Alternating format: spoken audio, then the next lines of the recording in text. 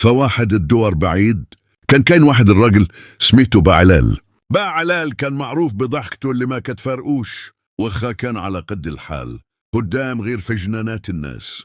واحد النهار وهو راجع من الخدمة في العشية لقى واحد الصريرة خنيشة صغيرة طايحة في وسط الطريق.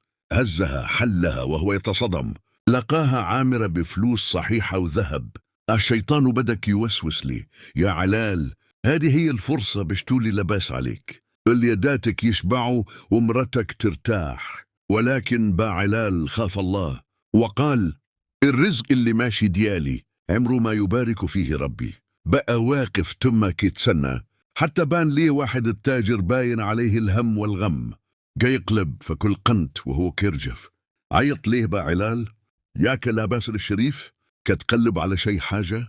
التاجر جاك يجري: يا أخوي، طاحت لي صريرة فيها كاع رزقي، ضاعت وضيعت عيالي. باعلال مد له الصريرة بابتسامة: هكا سيدي، رزقك ها هو غير طمأن.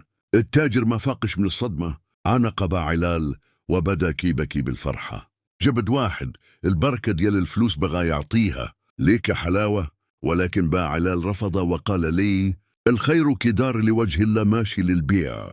التاجر تأثر بالزاف، ومن ديك الساعة قرر يرجع للدوار ويحل مشروع كبير وشغل فيه باعلال كمدير ديال الجنانات كاملين اللي عنده، وتهلى فيه وفولاده حياتهم كاملة. اللي دار النية كيربح في التاليه، والرزق الحلال وخا قليل كيجيب البركة والراحة.